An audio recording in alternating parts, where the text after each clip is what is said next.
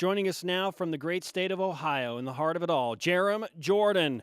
Thank you for utilizing the BYU Sports Nation karma to the maximum degree, Jarom. You have fulfilled your duty. You have fulfilled your duty. Wasn't that amazing? That was an amazing performance from BYU men's volleyball on the biggest stage. And, Jason, it is a big deal. You were completely wrong.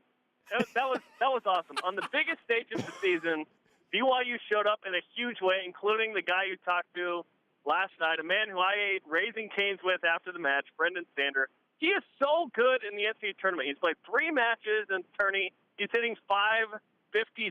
Yep. Bonkers. Yep. By the way, Raising Cane's underrated chicken restaurant. By the way. So good. Yeah. Underrated. You took out the Raising Cane's after all of that he just said, Jason? Hey, I was just trying to give props to the team for what they did last night. Raising Cane's, big deal. Okay. All right. So, with all that said then, how surprised were you that BYU's win over Long Beach State was a sweep?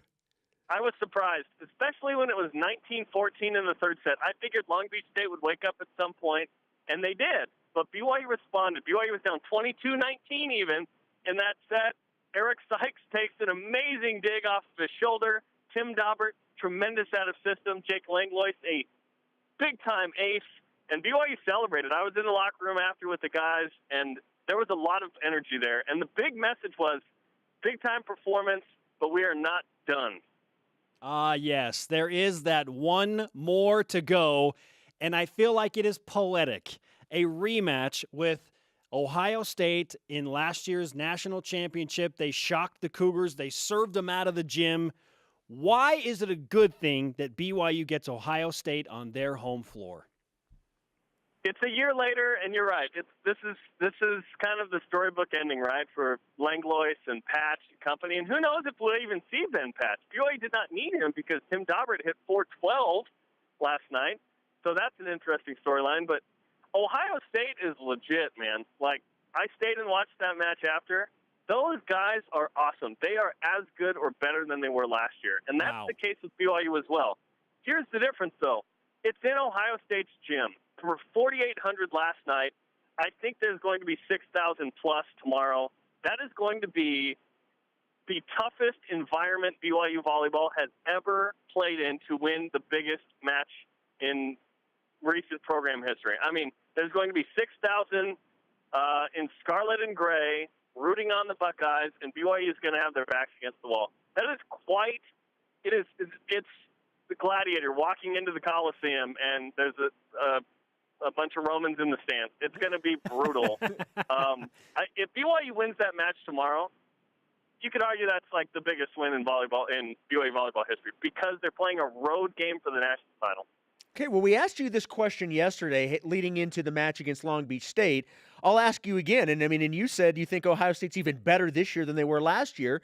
So where do you think, if anywhere, BYU has an advantage over the Buckeyes? I'm not sure that BYU does. I think that there are a lot of really good players on both sides. Ohio State's biggest advantage over BYU is their serve. They're relentless. I don't think there's a guy that doesn't put really good pressure on. I think BYU's got to be able to serve receive well and put pressure on, but I think the serve receive is going to be key. Last year, BYU could not handle the serves of Ohio State. The Cougars spent the offseason working on their serve, so they got it that way. The thing is, if you work on your own serve, your teammates get better in serve receive. So BYU is a better receiving team than last year, but they're still not great. So if Ohio State gets rolling from the service line, it's going to be a tough night. BYU has to bring it in that part, and they have to win the 50-50s. Long Beach State got a lot of those last night. BYU has to put those away. Can BYU go blow for blow with Ohio State from the serve line? Are the Cougars improved enough from the service line that they can put pressure on Ohio State? I think so. I just don't think that it's every time. Like, Ohio State does not have – I don't think they have a single guy that jump floats. They're all jump serves. They're all ripping them at BYU. And Nicholas Scherzen, who was the National Player of the Year last year, is a dude from France. He is crazy. He is the best jump server I've seen in years in NCAA volleyball. He is going to be tough to handle. In fact, there's a media member from France in town to cover him in this tournament. He's a big deal. How about I think that? BYU can hang. Will they match Ohio State?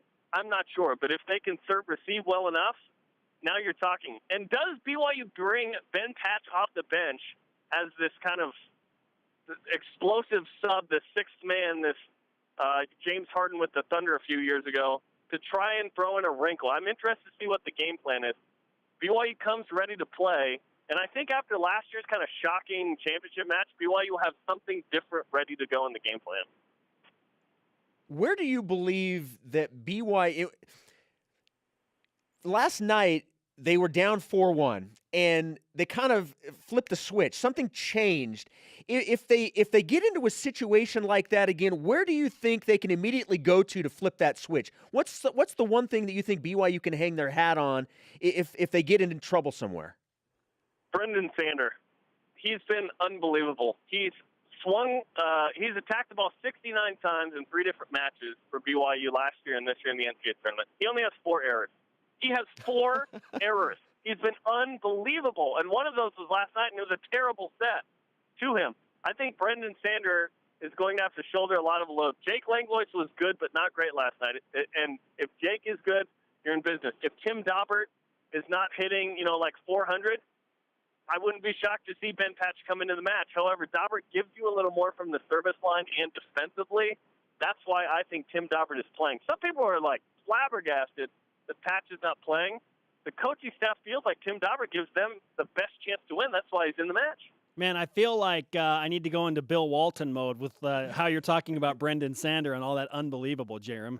I remember watching Brendan Sander sail 75 inches in the air. It was unbelievable. Jumping over Brutus. It was amazing. Hey, great stuff, man. I know you're on a tour of Ohio. Be safe out there. Say hi to Nick Lachey and the rest of 98 Degrees for us. Yeah, you do that, man. I'll tell him hi. And I'm going to the land of Bo Hodge. Yes, Cincinnati, you baby. are. Yes, you are. Thanks, Jerem. Great to talk to you, man.